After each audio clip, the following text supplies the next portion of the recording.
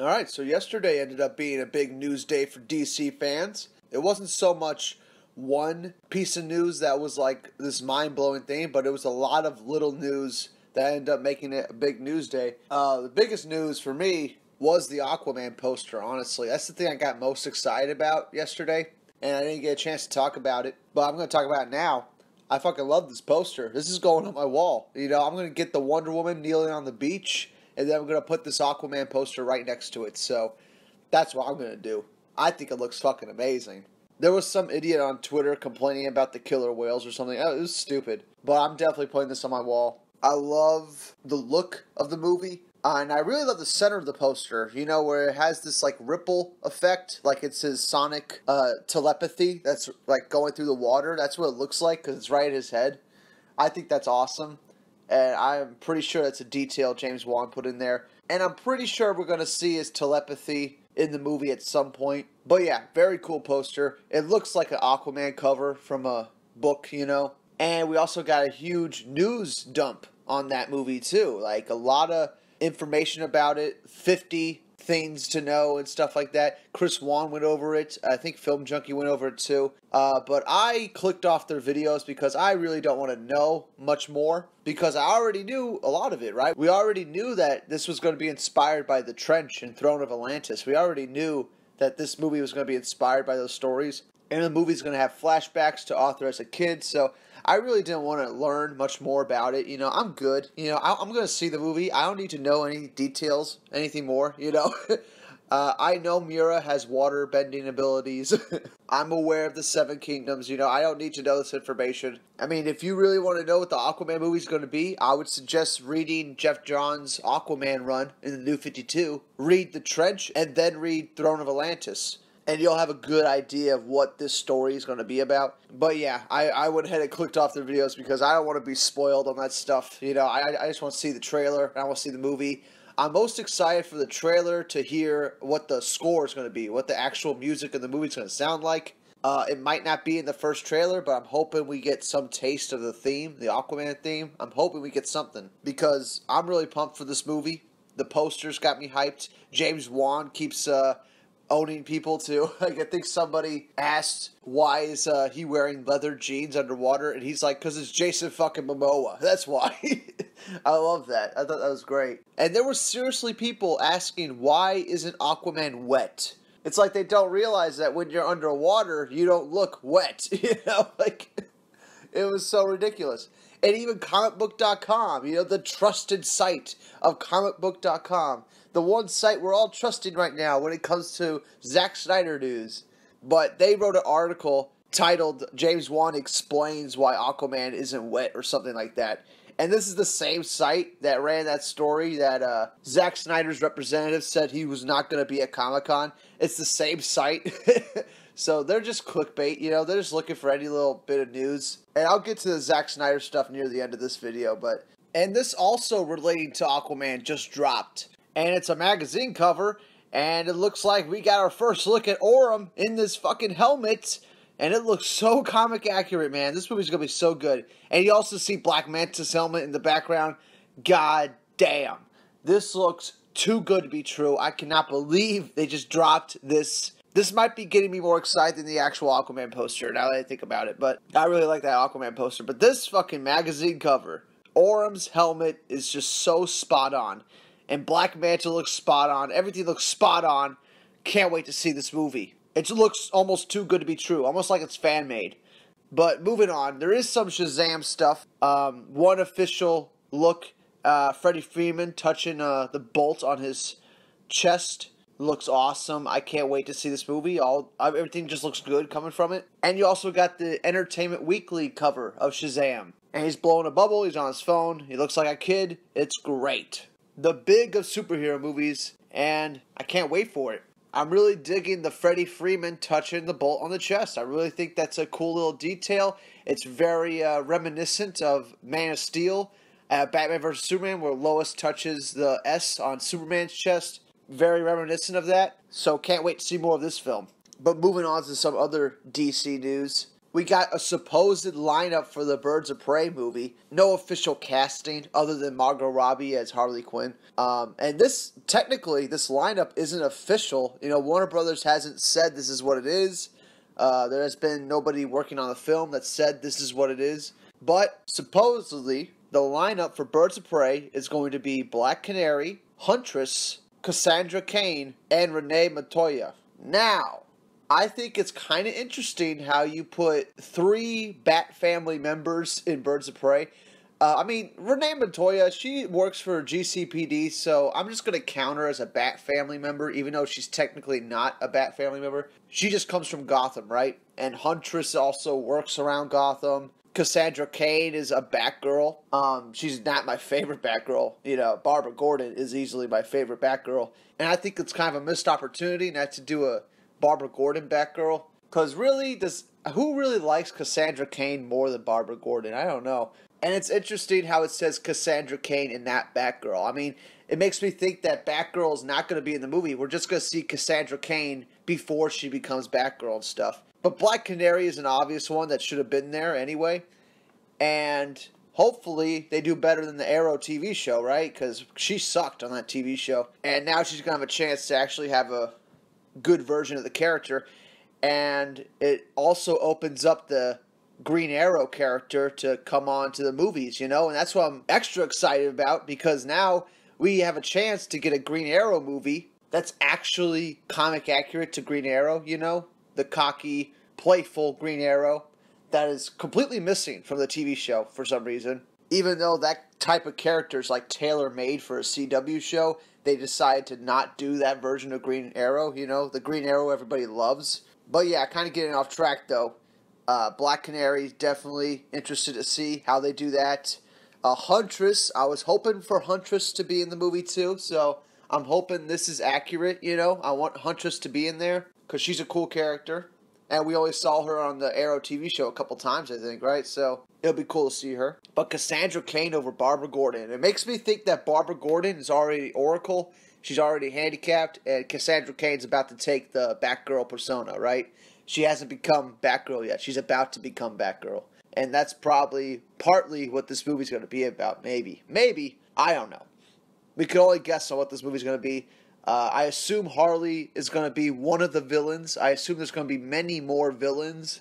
But once again, this news isn't official yet, Warner Brothers hasn't confirmed this. Nobody at DC has confirmed this, at least not to my knowledge. So it makes me think that maybe they haven't even started anything on the movie, and they're just like putting out this news to see what fans are thinking about it, Because if there was a big outcry about, Cassandra Cain being Batgirl, they would probably change that detail in the movie, right? Because I assume they haven't cast anybody yet, I assume. They might have already cast this whole movie, but I don't know. But anyway, yeah, that's the Birds of Prey news, and still waiting on official confirmation for that. But moving on to the next bit of news, and apparently Greg Berlanti is going to be working on a Batwoman TV series, and it's going to be a part of the Arrowverse, the CW Arrowverse. So, hopefully it comes out good. I was wondering why Batwoman wouldn't be a part of Birds of Prey, and it seems like this is why, because she's going to be on her own TV show, and they don't want to stretch the character too thin, so you might as well just, do a TV show version of Batwoman, and then for the movies you do Batgirl and Huntress. That makes sense, that's fine with me. Batwoman is obviously a lesbian in the comics, so this is going to be interesting to have like the first TV show that is led by a superheroine that's a lesbian. This will be the first of its kind, I think, right? But, I never really have read a Batwoman comic book.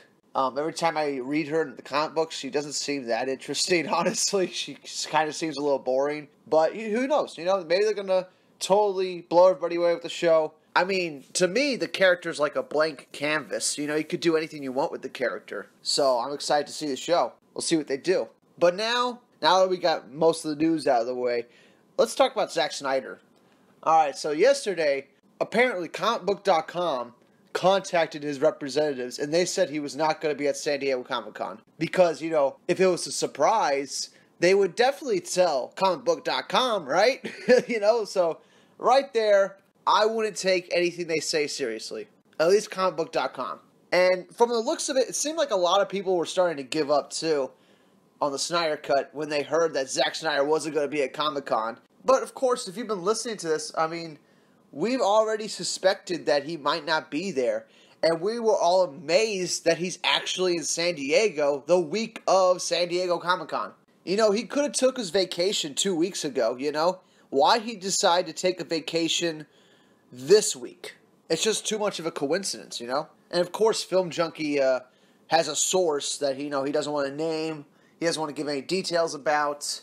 Not even a job description, which I think would be huge in adding to the credibility of his source. You know, because, like, what would be the harm in telling us, you know, what department this person works in? Or, like, what part of Warner Brothers they work at? Because the only way that this person would know anything about the Snyder Cut is if they were an assistant to the executives. They work personally with Zack Snyder. That's the only two ways anyone can know for sure about the Zack Snyder Cut, right? So, you know, I kind of doubt that Film Junkee has that source. But, you know, he might have some really credible source, and maybe that's why he doesn't want to share any details with us. But he believes Zack Snyder's not going to be there, even though Zack Snyder is 15 minutes away. But if you follow Fiona on Twitter, she's talking like we shouldn't give up, even if he's not there or not. And I'm totally behind that too. I don't think anyone should give up if he's not there, you know?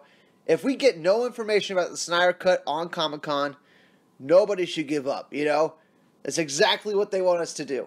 You gotta keep fighting for it. But there was somebody else. I think they were called the Nerd Queen or something. And she said that if you're a fan of Zack Snyder, come meet us Friday for something special, right? At Comic-Con, if you're at Comic-Con. And apparently she's friends with Fiona, and she helps out Fiona with all this Snyder Cut stuff. So I'm thinking maybe Zack Snyder won't be at stage at Comic-Con. Maybe Zack Snyder is just meeting up with fans. You know, that could be a possibility.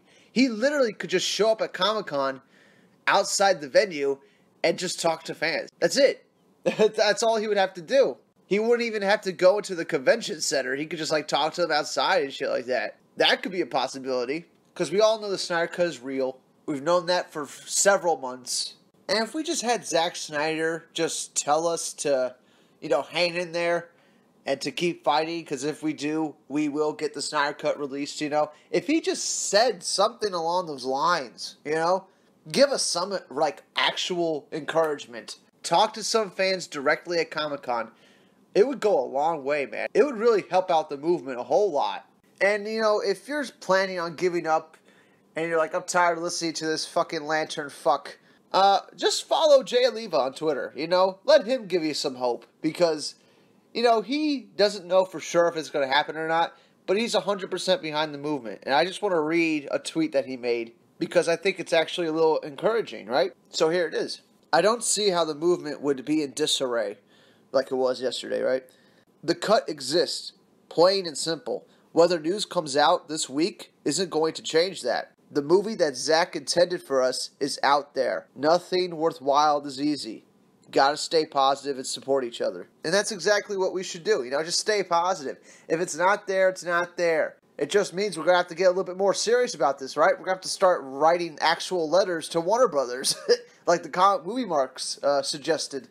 We're gonna have to actually start doing stuff like that, getting a lot of people involved and stuff. Like when Family Guy got canceled, I think it was canceled for like 2 or 3 years before it was brought back, you know? Same thing with Futurama. I think Futurama was canceled for like 5 years, and then it finally got brought back, you know? And we're only like 8 months into this movement, and look how much it's grown.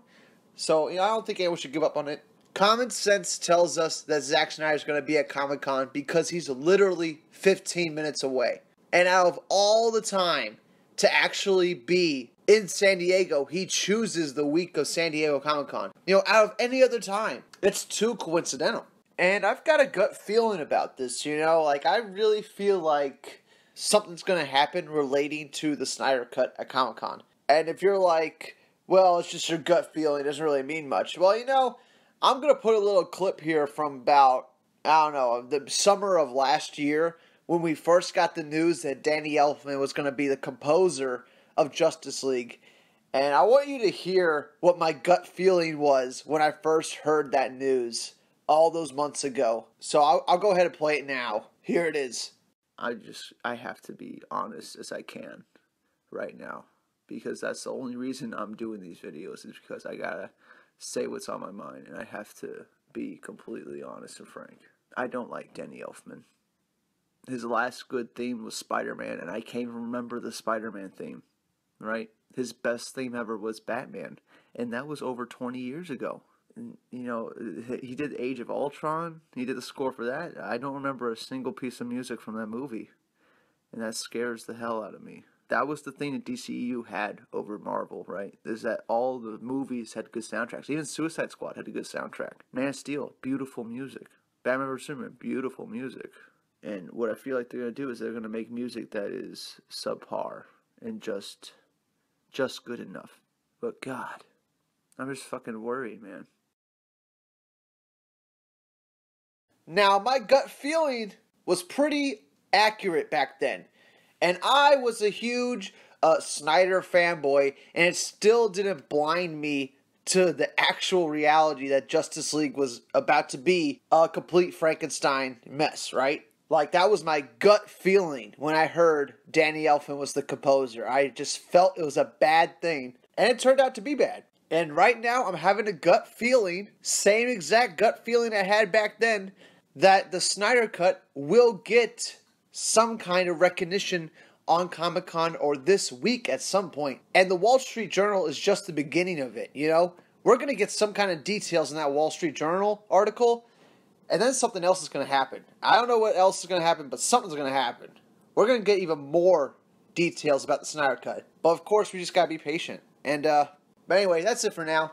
What news got you the most excited yesterday? Honestly, for me, it was the Aquaman poster. I think that was like the most interesting thing that came out, because it really showed that they are staying faithful to Aquaman. At least the new 52 Aquaman, the one everybody likes, you know? And let us know if you're giving up on the Snyder Cut. Let us know why.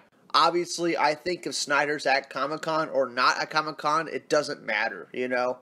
That's not going to change how I feel about the Snyder Cut. It's not going to change me wanting the Snyder Cut, if he's there or not. So, let us know what you think down below, and I'll see you all in the next one, which will probably be my comic book video.